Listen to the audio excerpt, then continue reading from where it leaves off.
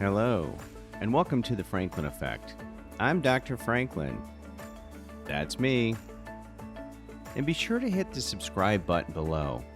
Help me get to 1,000 subscribers. Also, I invite you to leave comments or contact me at thedoctorplace@gmail.com.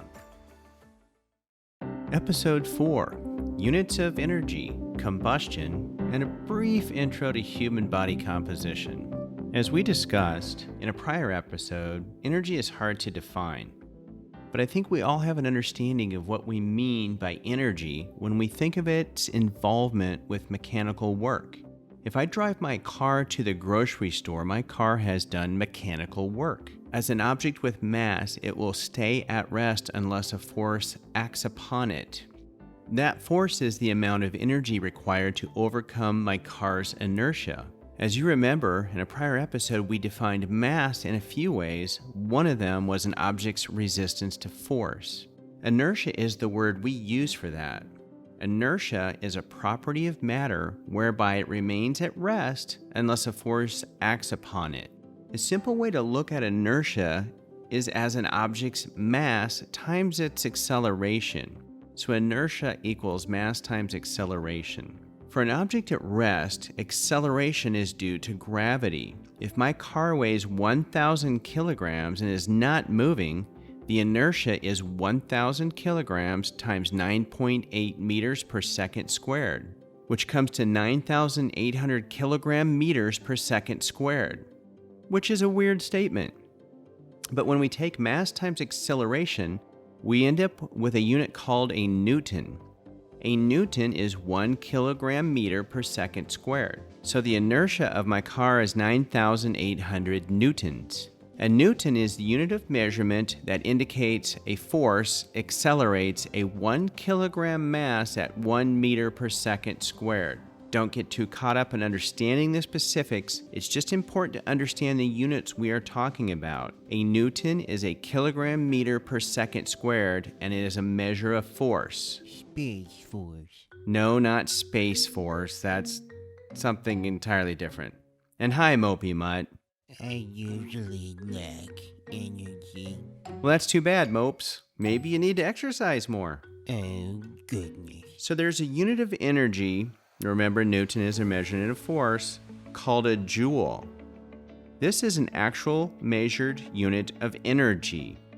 A joule is the amount of energy expended by a force of 1 Newton over a distance of 1 meter. So when you multiply these out, you end up with a joule of having units of a Newton meter. So it takes 9,800 joules of energy to cause my car to move 1 meter.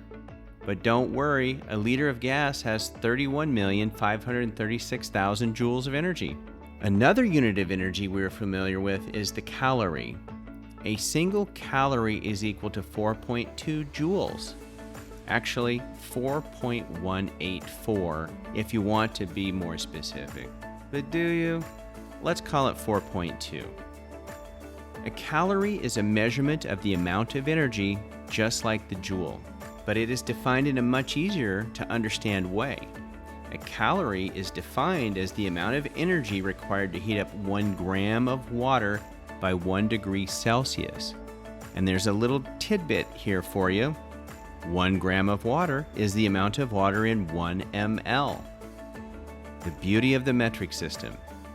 So the lovely thing about the metric system isn't just about the base 10 simplicity, it's also an easy to understand standards. The standard for the meter is how far light travels in a vacuum, which is 1,299,792,458 of a second. So that one is a bit trickier.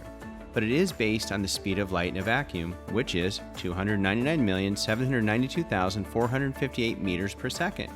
And a millimeter is 1/1000th of that. That's faster than I can run. Yeah, probably. But let's get away from this and onto something fun. So in an earlier episode, we explained how plants use energy from the sun to organize organic molecules, which are molecules with carbon atoms bonded to each other. There is a lot of energy thus stored in the bond. So even though the vast majority of energy in sunlight goes to waste, experienced as radiation and heat, there is a capturing of some of that energy in a stored form in the organic molecules that plants produce. Gasoline is essentially ancient sunlight energy stored in plants that were dug up from the ground in the form of petroleum. This petroleum is then distilled to many products, one of them being gasoline. So in order to get the energy out of the gasoline and use it to cause my car to break the surly bonds of gravity and start moving, it undergoes combustion. So basically, combustion is the process from which ancient sunlight energy is used to propel my car.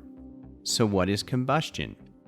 Combustion is often thought of as something going up in flames. So what is actually going on there? There is obviously energy being released because when there are flames, we see light and we feel heat.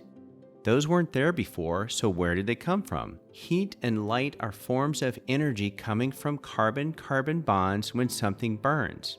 Well, if we think about it, we know that oxygen is involved. We've all snuffed out a candle by depriving the flame of oxygen. So combustion is basically a chemical reaction between organic compounds and oxygen. Let's look at octane. Isooctane is the sought-out chemical in gasoline because it combusts completely. As you might have guessed, it's an organic, meaning carbon-containing compound composed of 8 carbon atoms. As you can see, it's a chain of 8 carbons and a bunch of hydrogens, and that's it. And if you want to simplify things, we can just denote it as C8H18. So if we have pure isooctane and it undergoes combustion, here's what happens. You need 26 oxygen atoms, which is 13 O2 molecules. When a single isooctane molecule combusts, it gives us 8 carbon dioxide molecules and 9 water molecules. That's right, combustion of organic molecules leads to carbon dioxide and water. Now you might be astute enough to notice that there is a single oxygen atom left over, but don't worry because after a second isooctane combusts, it also leaves an oxygen atom and it can recombine to O2 to make both atoms happy again. Oxygen likes to be paired up like that. In real life, meaning escaping our thought model for a minute, gasoline is not that pure. We have all heard of octane rating. That's the number used to tell us how much of our gasoline is octane, with the rest being a complete mishmash of different organic molecules, which makes car exhaust so much more nasty than just carbon dioxide and water. But the higher octane gas is more expensive as it takes more processing to create it. Okay, now, let's look at how humans get their energy. As we discussed before, humans get their energy from eating oatmeal, which is organic material produced by plants that capture energy from the sun and store it in the oats. We aren't car engines and we don't require our energy to come from octane, but believe it or not, the process is very similar to combustion. Did you notice that the products of combustion are carbon dioxide and water? Well, guess why you breathe out carbon dioxide? Guess where it comes from? It comes from the carbon in the organic food we eat, and the oxygen from the air we breathe in much the same process as combustion. Notice how we measured food energy in calories. We can actually measure the energy in gasoline as calories. We don't typically do that, but it's a legitimate thing. 7,800,000 calories in a liter of gasoline for the nerds out there, or 7,800 kilocalories, or enough to provide enough energy for you to last about 3 days. Gasoline is horrible tasting. I'm sure it is, Moby.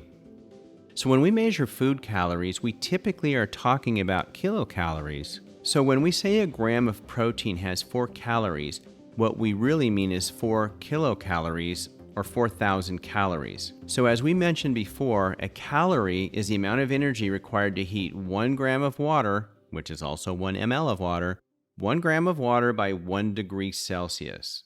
So a gram of protein has enough energy to heat up 4 kilograms of water by 1 degree Celsius, or 1 kilogram of water by 4 degrees Celsius. And 1 kilogram of water is 1 liter of water. So imagine if you drink a liter of water at 4 degrees Celsius. your body will eventually heat it up to about 37 degrees Celsius. So it used up enough energy to heat 1 liter of water by 33 degrees Celsius. That's 33,000 calories or 33 kilocalories. So if we were using energy from food, we would need to take in 33 calories to heat up that water in our bodies. Ever wonder why fitness experts recommend you drink cold water? It's like a free little boost in your calorie expenditure. Sidebar: the calorie we talk about in food is actually 1,000 calories. We call the food calorie the big calories and the regular calories the little calorie. It's confusing and stupid, but that's how things are. Just remember, if you're looking at a food package and it says a serving has 200 calories, that's actually 200,000 little calories. In other words, enough energy to heat up 200 liters of water by 1 degree Celsius. And here are some neat little factoids to know about this. A pound of fat has 3,500 calories.